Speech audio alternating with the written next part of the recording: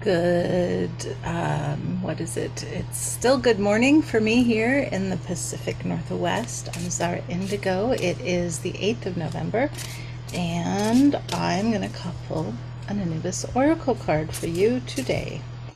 And right away, a card hops out. And the card for today is number 13, Osiris. And it says on the bottom, regeneration, transmutation, and beauty. Osiris's original name is Asir, and he is one of 5 siblings, and his beloved is Isis. Her original name is Aset, and his other brothers are Set and Heru the Elder, and his other sister is Nephthys. So what Osiris represents is this truth of regeneration, of rebirth, of the truth that all things must decay, and it's in that decay that new life comes.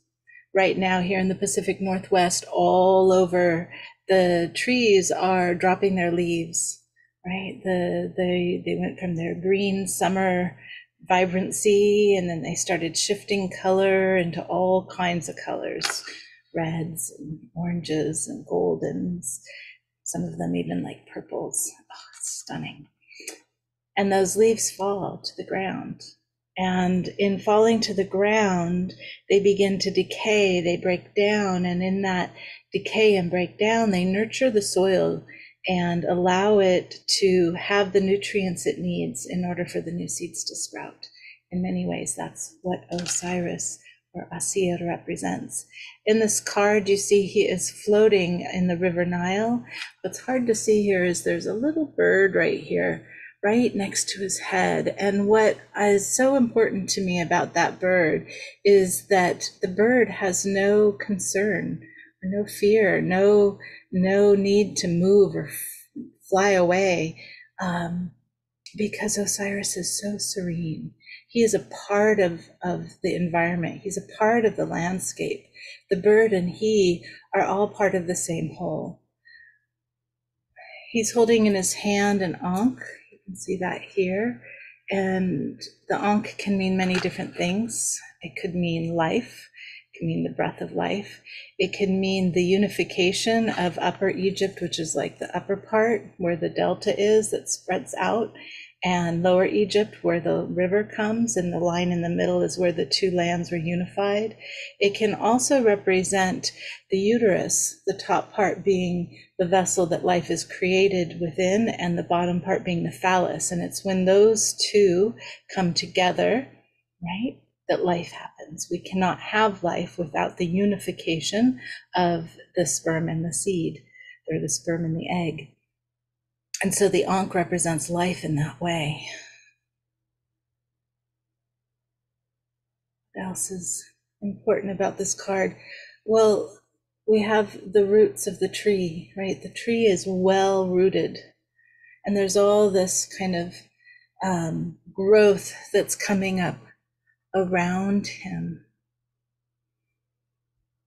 In the story, Osiris was dead twice. The first time, the story goes that he and his beloved Aset were having a party, and they invited everybody to the party, come celebrate. Meanwhile, in days before the party, Set, who is his brother, was working to build a sarcophagus that was to the exact specifications to fit his brother Asir. And the reason for this is because Set was very jealous of his brother. When Osiris or Asir, I use them interchangeably, forgive me, came onto the earth, he was given the delta. He was given the green lands. He was given the lands that grow nutrients and food and beauty, whereas Set was given the deserts, and he had to hunt for his food. And the stories say that Set ate all the wild lettuce And he also ate the seed of the wild lettuce, and therefore he had nothing to plant, to grow.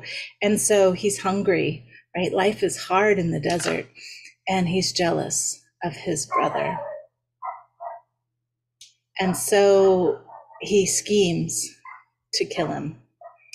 This first time he schemes to kill him, he makes the sarcophagus, and he knows of this party that's coming up, and he brings it to the party with, I think the story goes, 40 henchmen. And he says it's sort of like a Cinderella glass slipper story, sort of. He's like, I have this beautiful sarcophagus gilded with gold and gems. He who fits the sarcophagus, it is yours. And so all the people, all the men at the party were like, oh, what a beautiful sarcophagus. I'd like that to be mine. And so they each try it, and it doesn't fit. Another gets in, it's a little too small. Another gets in, it's a little too big. Another a little wide. Another a little too narrow, right? It's not fitting anyone. And so they say, Asir, Asir, you have a try in the sarcophagus.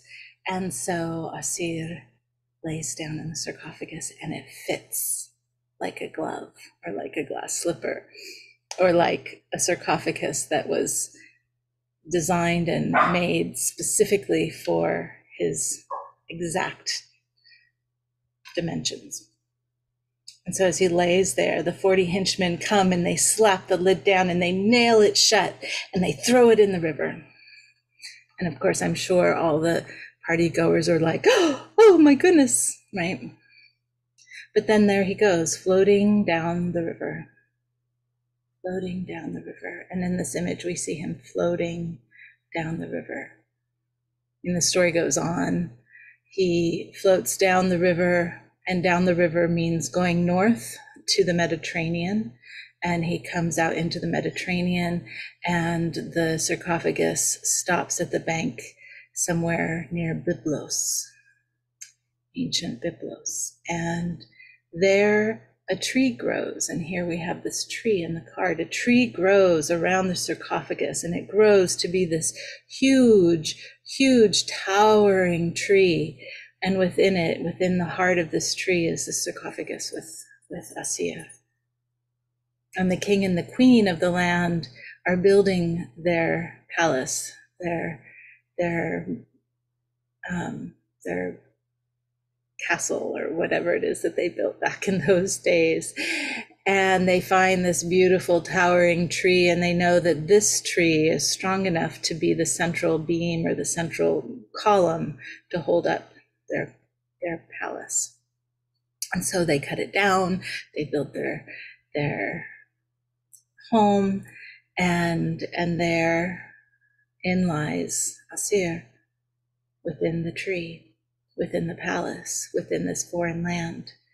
Meanwhile, of course, Aset is devastated that her beloved is gone. And she rips her hair. She stops taking care of herself.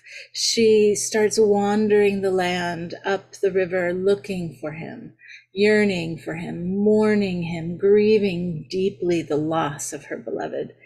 And further north she goes. Have you seen a coffin?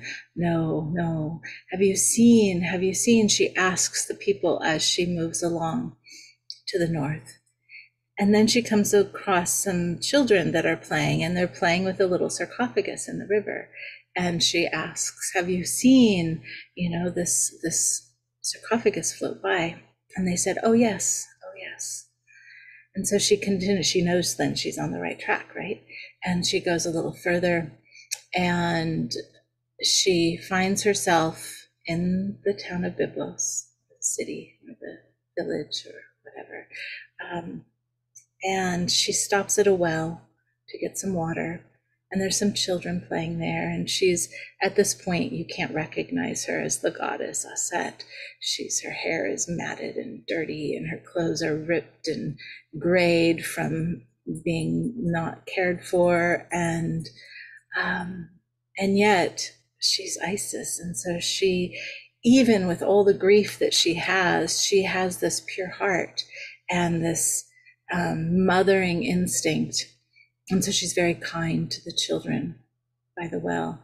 And the mothers see this kindness, and they say to her, not knowing she's the great goddess, they say to her, "Oh, dear woman, you are so kind to our children. You take such loving care.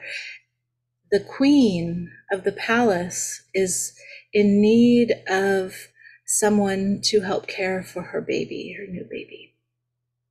And so they bring her to the queen, and the queen takes her in, not knowing this is the great goddess, Aset. And Aset takes care of the child, and the story goes on. She realizes, because she is a goddess after all, that this tree, this pillar of the palace, is where her beloved is. So she has finally found him. There's more to the story. I'm not going to keep going at this point, but just know that the first time in the sarcophagus, he floats away. He's found by his beloved. She brings him back to Egypt. ... The story continues. So may we each find the regeneration we need in our lives. May we each recognize that even in the depths of grief, we can be kind. Even in the depths of grief, we can be kind. And in fact, it is essential that we allow the grief to be with us, because there is so much to grieve, whether it's because of an immediate situation in your life, or because of world events that are happening right now, which is also an immediate situation in our lives, right? To feel the sadness, to feel the despair, yet also recognize that we can still have love. We can still treat each other with kindness, with respect, with appreciation, and with love. So that's it for today. And there's the call to prayer. It must be noon. It is in fact noon. I appreciate all of you for giving me your attention. And there we go. And thank you. Thank you for you and all that you do to help the whole be whole. Till next time. Bye for now.